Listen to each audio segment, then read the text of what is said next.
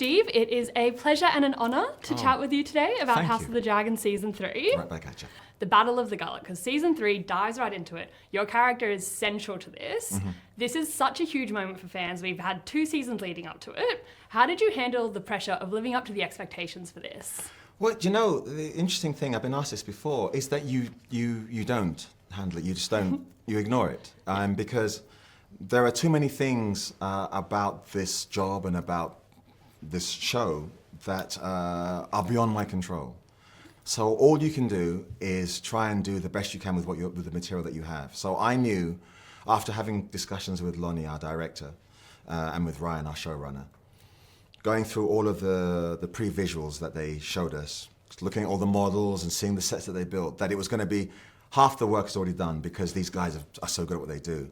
And then you just have to try and play every moment for the truth of it. So it's funny, Abu was saying that when he was doing fight training, even though you're doing choreography, the idea is to maintain the belief that each blow that you make will be the last blow. You don't actually intend to be going, dun, dun, dun, dun. You want the first one to be the killer.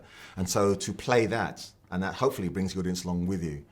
So the epic sides of it, no control. But then when we saw it, we were like, oh my God, you guys did a great job. Yeah. Do you know what I mean? But yeah, you can't play people's pressure or people's expectations. Of course, yeah. I guess if you walk in and that world's already built, like that's half of the, character development done for you. You walk in, you see that, and you're like, oh yeah, I am Lord Corlys. Absolutely, like, yeah. I am about to fight everyone on the sea. Yeah. There was a moment when I first walked onto the set and Lonnie said, yeah, this is your world, man. I was like, yeah, it is. Yeah, you're right. This is all mine. Yeah.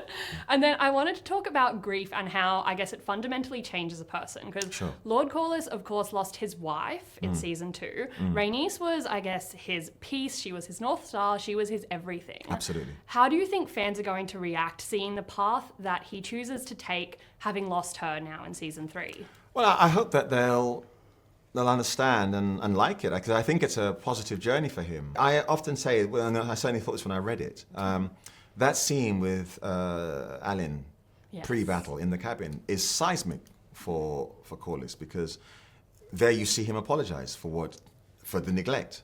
And for Corlys to apologize to anyone other than Rhaenys is a huge deal. You know, because as you said, she was his rock. She was the person that, when you look back over the seasons, when he is most relaxed, when he smiles the most, is when he's with her.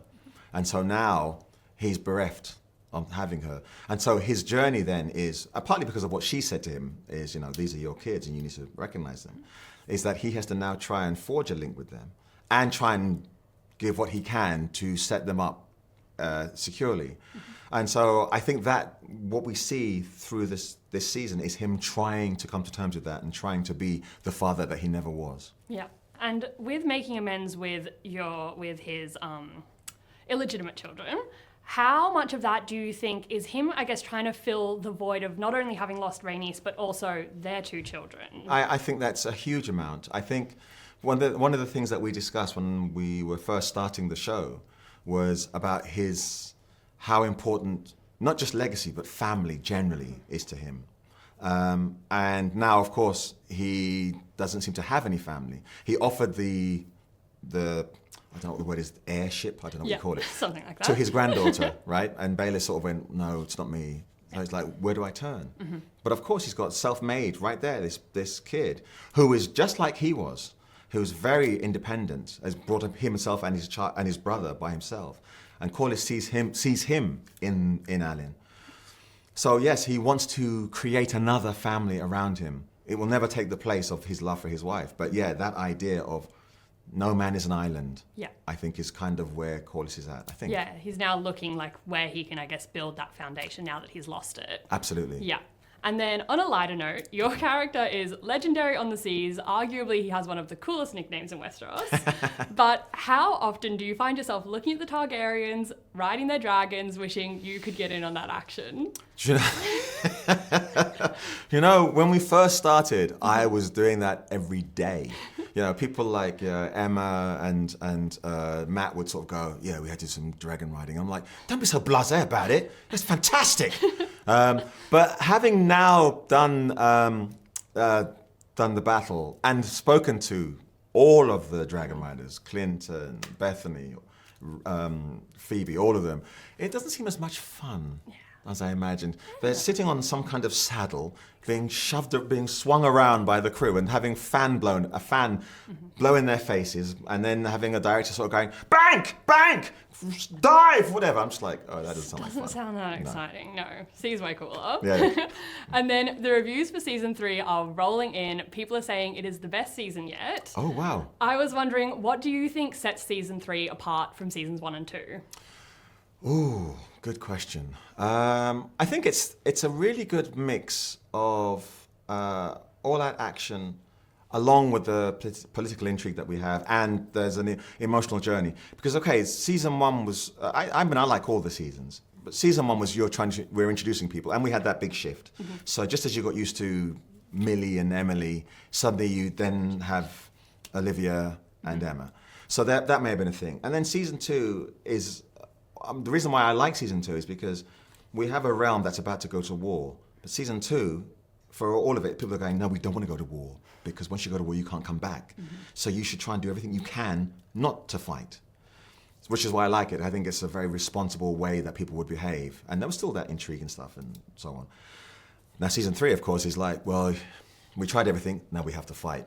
So it's kind of putting all these things together. And also, in those 2 seasons, you've got to know a lot of these characters. You get to have, hopefully, an emotional connection to them. So that when, as you've seen, certain people are gone, it hits that much more. And I think that all builds to what making season 3 so impactful. Did you see that House of the Dragon season 3 broke a world record? Oh, the stunt thing? Yes, most stunt doubles ever safely set on fire. In one take, yeah. I heard that. That's crazy, yeah. I mean, I didn't even know there was such a record that existed, neither right? did I. I didn't know they were keeping track of that. Did you see how many it was? I think it was like 23. Yeah, 23. Yeah. I was like, I thought it would have been a little bit higher than that. Right, exactly. Yeah. And I don't know whether Rowley, our stunt coordinator, was like, yeah, we're going to break the record today, or it just happened. I have no idea. But yay us. Yeah. Went in with the intention. Yeah, now you're a part of a major legacy. Yeah, Aside absolutely. from being in House of the Dragon, you've got a world record to your name. We've got to up the bar for season 4. Exactly. We've got to come up with a new world record to break now. Perfect. Well, it's been so lovely chatting with you, Steve. Thank you so much for your time today, and I cannot wait for everyone to see season 3. Oh, bless you. Thank you so much. Perfect. Thank Cheers. you.